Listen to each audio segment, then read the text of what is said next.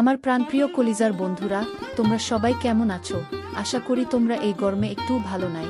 এই গরমে তোমাদের মনকে শীতল করতে আমি আনিতা চলে এসেছি নতুন একটি মজাদার গল্প নিয়ে। আজকের গল্পটি শুনলে তোমাদের পাইপ দিয়ে ঝরনার মতো জল বের হবে। তাই গল্পটি শোনার আগে অবশ্যই হেডফোন ব্যবহার করো। আর হ্যাঁ, আগামীকাল আমি আমার ইমো নাম্বারটি তোমাদেরকে দিব। তোমরা সবাই আমার সাথে ভিডিও কলে কথা বলতে পারবে। আর আমার ইমো নাম্বারটি শুধুমাত্র তারাই পাবে যারা আমার চ্যানেলটিকে সাবস্ক্রাইব করে পাশে থাকবে। আমি যখন রুমে ঘুমিয়েছিলাম তখন হঠাৎ মনে হলো আমার রুমের ভিতর কেউ আসলো। আমি সেটা বুঝতে পারলাম, কিন্তু আমি ঘুমের ভান করে শুয়েছিলাম আমার কাছে কি চায় সেটা জানার জন্য। তারপর লোকটি আমার রুমে ঢুকে আস্তে আস্তে আমার বিছানায় এসে বসল। তারপর আমার কাপড় সরিয়ে দিল। তারপর বন্ধুরা, আমার সাথে কি হয়েছিল তা শুনলে তোমাদের মাথা গরম হয়ে যাবে। তাহলে কথা না বাড়িয়ে মূল বিষয়টা শুরু করি। বিয়ের পর সংসার নিয়ে এতই ব্যস্ত হয়ে পড়েছিলাম, অনার্সও কমপ্লিট করে উঠতে পারিনি। স্বামী, শাশুড়ি আর দেবর নিয়ে আমার ছোট্ট সংসার। সব দিকে আমাকে আর অসুস্থ শাশুড়িকেই দৌড়াতে হতো। ব্যস্ততার ভিড়ে আম্মুর কাছেও তেমন যাওয়া হয়ে উঠত না। গেলেও একদিন থেকে চলে আসতাম। যাই হোক, শাশুড়িকে বুঝিয়ে এক সপ্তাহের ছুটি নিলাম আম্মুর কাছে যাওয়ার জন্য। জানি আমার শাশুড়ির এক একদিন খুব কষ্ট হবে, কিন্তু আম্মুর কাছে যাওয়ার জন্য মন এত টানছিল, তাই 7 দিনের জন্য যাওয়ার সিদ্ধান্ত নিয়ে নিলাম। মা, যাচ্ছ বেশ, কিন্তু 7 দিনের বেশি থেকো না মা। মা বলতে হবে না আমাকে, আমিও বুঝি সব। কিন্তু আম্মুর ওখানে যেতে এত বেশি মন টানছে, এর আগে এতটা মন টানেনি। উনি মাথায় হাত বুলিয়ে বিদায় দিলেন আর বললেন যেন সাবধানে যাই। সজীব আমাকে ট্রেনে উঠাই দিল। আমার শ্বশুর বাড়ি থেকে মায়ের বাড়ি অনেক দূর, প্রায় 64 কিলোমিটারের দূরত্ব। ট্রেনে উঠার পর নানান রকম কুডাক ডাকছিল মনে। কেন জানি মনে হচ্ছিল আমার সামনে ঘোর বিপদ। কি সব আজে বাজে চিন্তা মাথায় আসছিল। মনে হচ্ছিল অ্যাক্সিডেন্ট হবে, আমি মারা যাব, আমি বুঝি বাসায় ফিরতে পারবো না। কখন এসব হাবিজাবি ভাবতে ভাবতে যেন ঘুমিয়ে পড়েছি। গাড়ি ব্রেক কষায় ঘুম ভাঙল। আমাদের এলাকার কাছাকাছি চলে এসেছি। পরের স্টেশনে নেমে যাব। এক নজর চারদিক তাকিয়ে দেখছিলাম। আমার ছেলেবেলার কথা খুব মনে পড়ছিল, যখন এখান দিয়ে আম্মুর হাত ধরে আসা যাওয়া করতাম। বাড়িতে আমার আম্মু আর 14 বছর বয়সী এক ছোট বোন আছে। অনেক দিন পর আসছি। প্রতিবার আসার সময় অন্যরকম আনন্দ লাগে, কিন্তু এবার কেমন জানি লাগছে। কিছুই ভাল লাগছে না, সবকিছু অসহ্য লাগছে। চিন্তায় ভাটা পড়ল। ট্রেন থেকে নামার সময় হয়েছে। ট্রলি এক হাতে আর অন্য হাতে সাইড ব্যাগ নিয়ে হাঁটা শুরু করলাম অটো স্ট্যান্ডের দিকে। অটোতে উঠলাম। গন্তব্যস্থানের কথা বলতেই লোকটা কেমন চমকে উঠল। অটোওয়ালা আপা, সন্ধ্যা নেমে আসছে, তার উপর আপনি একা। ওই এলাকা এখন খুব বিপজ্জনক। এখন ওই এলাকায় ঢুকলে আমার ফিরতে রাত হয়ে যাবে। আমি ওই এলাকার ভেতর ঢুকব না। ওই এলাকার আগেই আপনাকে নামিয়ে দেব। কি সব আবোলতাবোল বলছেন? কিসের বিপদ? ওই, আমি তো এরকম কিছুই শুনিনি। আমার আম্মু তো ফোনে আমায় এমন কিছু বলেনি। আপনার মাথা ঠিক আছে তো? অটোওয়ালা বলল, আপনাকে কেন বলছি, গেলেই জানবেন। ওই এলাকায় খারাপ ফুলাইপান আছে। সন্ধ্যার পর পথে যাকেই পায় তাকেই ধরে নিয়ে যায়। তাই এখানে কেউ রাতে ঘর থেকে বের হয় না। অত কিছু বুঝি না, লাখ টাকা দিলেও এলাকায় যাব না। অনেক রাত হয়ে যাবে, সন্ধ্যার আগে ফিরতে হলে আপনাকে মাঝপথেই নামতে হবে। এদিক ওদিক তাকিয়ে দেখি আর কোনো অটো নেই, কোনো রিকশাও নেই। সন্ধ্যা হতেও প্রায় ঘণ্টাখানেক বাকি। নিরুপায় হয়ে অটোতে উঠেই বসলাম ওনার শর্ত মেনে। অটোওয়ালা কথামত আমাকে মাঝপথে নামিয়ে দিল। বাধ্য হয়ে হাঁটা শুরু করলাম। সত্যি তো, রাস্তা একটা কাকপক্ষী পর্যন্ত নেই। আছে শুধু প্যাঁচার ডাক, থেকে থেকে দূর হতে কুকুরের ঘেউ ঘেউ আওয়াজ ভেসে আসে। ছোটবেলায় আঙ্কেলের সাথে মেলায় যেতাম। মেলা থেকে ফিরতে বেশ রাত হতো। তখনও দেখেছি কত মানুষের আনাগোনা। এরকম নীরব কখনো দেখিনি। সত্যি মনে হচ্ছে কোনো পরিত্যক্ত এলাকায় ঢুকে পড়েছি। এ এলাকায় যে মানুষ বসবাস করে তা বোঝার উপায় নেই। অনেকক্ষণ ধরে হেঁটে ক্লান্ত হয়ে পড়েছি, কিন্তু লোকটার কথাই ঠিক, এই এলাকার কেউ বের হয় না। কুছ তো গাড়বার হ্যায়। কিন্তু আম্মু আমায় কিছুই বলেনি এ ব্যাপারে। এমনকি আম্মু জানে আমি আসব। ফিরতে দেরি হচ্ছে, কিন্তু আম্মু তো টেনশন করছেন। মাঝে একবার ফোন দিয়েছিল, শুধু বলছে যেন সাবধানে আসি। এটা তো স্বাভাবিক একটা কথা। আগে স্কুলে থাকতে কোচিং থেকে ফিরতে একটু দেরি হলেই আম্মু এগিয়ে নিতে চলে আসতো। কত টেনশন করত, সব কিছুই অদ্ভুত লাগছিল। হঠাৎ মনে হলো সামনে দিয়ে কেউ দৌড় দিল আর বল, রাক্ষস রাক্ষস। আমি ফোনের আলো তার দিকে তাক করে বললাম, আমি রাক্ষস না ভাই, দাঁড়ান, ভয়ের কিছু নেই। লোকটা বেশ স্বস্তি পেল। ফোনের আলোতে দেখে মনে হলো 20 বছরের বয়সী এক ছেলে। আমিস, কি ব্যাপার ভাই, তুমি এত রাতে বাইরে কেন? তুমি করেই বললাম বয়সে ছোট হবে তাই। ছেলেটি বলল, আপু আমারও সেম প্রশ্ন, আপনি একা এই রাতে, তাছাড়া চারদিকে ঘুটঘুটে অন্ধকার। আমিস আর বইল না, ঢাকা থেকে ফিরছিলাম, এমনি জ্যামে আটকা পড়ছিলাম, তবুও দেরি হতো না যদি পুরো পথ অটোতে আসতে পারতাম। হাঁটতে হাঁটতে রাত। ছেলেটি বলল, আপু আমার নাম শহীদ, আমি বরিশালে থাকি, একটা সরকারি কলেজে ইন্টারে পড়ি, যে হোস্টেলে থাকি। ওখানে একটা মার্ডার হয়েছে, তাই বাধ্য হয়ে বিকেলেই রওনা হই। জানি বাসায় ফিরতে অনেক রাত হবে, তাই এক আত্মীয়ের বাসায় যাই, কিন্তু তারা থাকতে দিতে আপত্তি জানায়, তাই বাধ্য হয়েই হাঁটতে শুরু করি। আপনাকে আরো আগেই দেখেছি পেছন থেকে, কিন্তু ভয় করছিল যে আপনিই সেই বাজে কিছু কিনা। আমি বললাম, আমি বুঝছি না। একই কথা অটোওয়ালাও বল, কাহিনী কি সত্যি? শহীদ বল, হ্যাঁ আপু সত্যি, আমার খুব ভয় করছে। গায়ের পশম দাঁড়িয়ে আছে। ফোনের হালকা আলোয় তার কপালের বিন্দু বিন্দু ঘাম আমাকে ভাবিয়ে তোলে। আমিস, ভয় পেও না ভাই, মনে সাহস রাখ। শহীদ বলল, আপু কিছু মনে করবেন না, আমি আপনার ছোট ভাইয়ের মতো, আমি আপনার সাথে যাই, আমার খুব ভয় করছে। আমি বললাম, ঠিক আছে চলো, কিন্তু আমার মনে কেন জানি ভয় লাগছিল না। অন্ধকারে নীরব রাস্তায় পাতার আওয়াজও খুব ভয়ঙ্কর লাগছিল, নিজেদের নিঃশ্বাসের শব্দ শোনা যাচ্ছিল। হাঁটতে হাঁটতে আমি প্রশ্ন করলাম, আমিস ভাই তুমি কোনো গ্রামে যাবে? শহীদ উত্তরে যে গ্রামের নাম বলেছিল সেই গ্রাম আমাদের গ্রামের পরের গ্রাম।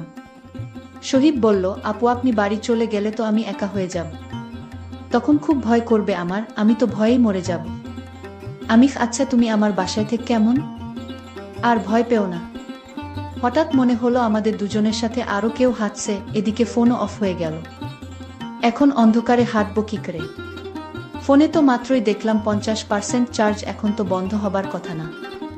শহীদ বলল, আপু আমার খুব ভয় করছে, আমার কাছে কোনো মোবাইলও নাই, এখন কি হবে আপু?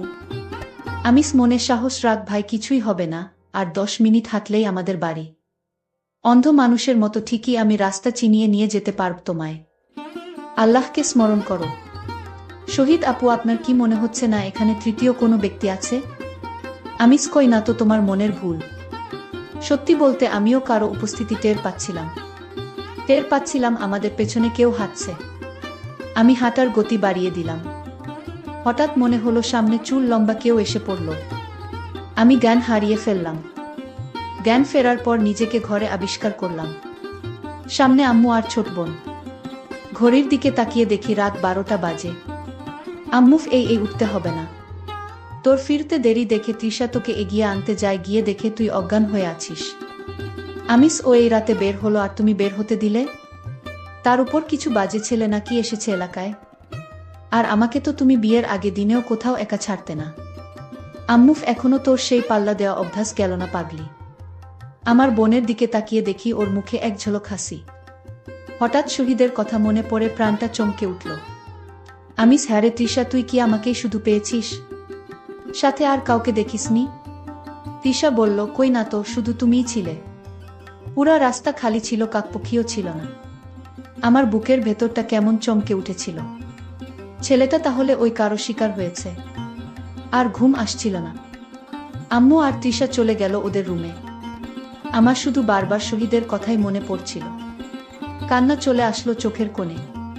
কাঁদতে কাঁদতে কখন যে ঘুমিয়ে পড়েছি টেরই পাইনি। মধ্যরাতে ঘুম ভাঙল। ঘরে কেমন একটা গন্ধে গা গুলিয়ে আসছিল। হঠাৎ কারো শব্দ শুনতে পেলাম ড্রয়িং রুম থেকে। এত রাতে আবার কে কি করছে ড্রয়িং রুমে? রাত এখন 2:30, শব্দটা ড্রয়িং রুম থেকে আসছে। আমার রুমের দরজায় বিয়ের আগে তারকাটা দিয়ে একটা ছিদ্র করে রেখেছিলাম, যাতে আমাকে দেখতে আসলে পাত্রকে এই ছিদ্র দিয়ে দেখতে পারি। সেই ছিদ্র দিয়ে উকি দিয়ে যা দেখলাম তা দেখার জন্য মোটেও প্রস্তুত ছিলাম না। আমার ছোট বোন আর শহীদকে দেখতে পেলাম ওই রুমে। আমি হঠাৎ না দেখার ভান করে শুয়ে পড়লাম। কিন্তু ও একটু সন্দেহ করেছে মনে হয়। মুখে আঁচল গুজে শুয়েছিলাম। দেখলাম ও আমার রুমে আসল আমাকে শুয়ে থাকতে দেখে চলে যাচ্ছিল। যাওয়ার পথে আরেকবার ফিরে তাকাল। আমি বুঝতে পারলাম আমি থাকাতে ওর অসুবিধা হচ্ছে। ও যদি টের পায় আমি ওর আসল রূপ জেনে গেছি তাহলে আমাকেও ছাড়বে না। আর এই ব্যাপার নিয়ে আমাকে ঘাটতে হবে। এ বাড়িতে থাকলে আমি চিন্তা করব আর ওর চোখে ধরা পড়ে যাব। তাই আগে বাড়ি থেকে বের হতে হবে। আর চিন্তা করতে লাগলাম, আজ শহীদ আর তৃষা ওই রুমে কি করে তা আমি হাতে নাতে ধরব। সারা রাত জেগে পার করে দিলাম। ভোরবেলায় আম্মু আর তৃষার কথা কাটাকাটিতে ঘুম ভাঙল। ওনারা উভয় আস্তে আস্তে কথা বলছিল যাতে আমি না শুনি, কিন্তু আমি আড়ি পেতে শুনে নিলাম। আম্মু, তোর এই নোংরা অভ্যাস কবে শেষ হবে? আমি শুধু তোকে হারানোর ভয়ে চুপ করে আছি। তুই জানিস আমি তোকে নিজের চেয়েও বেশি ভালোবাসি। খুব স্বাভাবিকভাবে আম্মুর সাথে কিছুক্ষণ সময় কাটালাম, নাস্তা করলাম। তারপর আম্মুকে বললাম একটু হোস্টেলে যাব, আমার রুমমেটদের সাথে দেখা করে আসি। আমার ফ্রেন্ডরা আছে ওখানে। বিয়ের পর ওদের কারো সাথেই দেখা হয়নি। আম্মু কিছু একটা ভেবে একটা দীর্ঘশ্বাস ফেলে বল, যাও। একটা সাইড ব্যাগে 2টা 3 পিস আর টুকটাক জিনিস নিয়ে বের হলাম হোস্টেলের উদ্দেশ্যে। বাসা থেকে বের হয়ে হাঁটতে থাকলাম। এক মনে নিচের দিকে তাকিয়ে হাঁটছিলাম। পেছন থেকে কেউ ঐশী ঐশী বলে ডাকছে শুনছিলাম, কিন্তু কেন জানি সাড়া দিচ্ছিলাম না। চিন্তায় যেন অন্য জগতে হারিয়ে গেছি। এবার খুব কাছ থেকেই ডাক শুনলাম। চিন্তায় ভাটা পড়ল। খুব পরিচিত কারো কণ্ঠ, কিন্তু মনে করতে 5 সেকেন্ড লেগে গেছে। 2 বছর পর দেখে। শিরিন, কেমন আছিস তুই? বিয়ে করে তো পর করে দিলি। তোর বর তোকে বিয়ে না করলে বুঝলি এতদিনে তোকে বউ করতাম। কিন্তু দেখ, তোর বর তোকে চিলের মতো ছো মেরে নিয়ে গেল। শিরিন আমার ছোটবেলার বন্ধু, ক্লাস 6 থেকে অনার্স, একই স্কুলে কলেজে ও একই ভার্সিটিতে পড়েছি। পরে একসময় তিতুমির কলেজের এক মেয়ের সাথে ফেসবুকে ওর প্রেম হয়। মেয়েটাকে ওর পাশে একদমই মানাচ্ছিল না। মুখের ওপর বলেই ফেলি কি পছন্দ করছিস। তখন ও বলে তুই প্রেম কর, তাইলে ওর সাথে ব্রেকআপ করে দেই। এসব কথা বলতে বলতে বিকেল ঘনিয়ে আসতে শুরু করলো।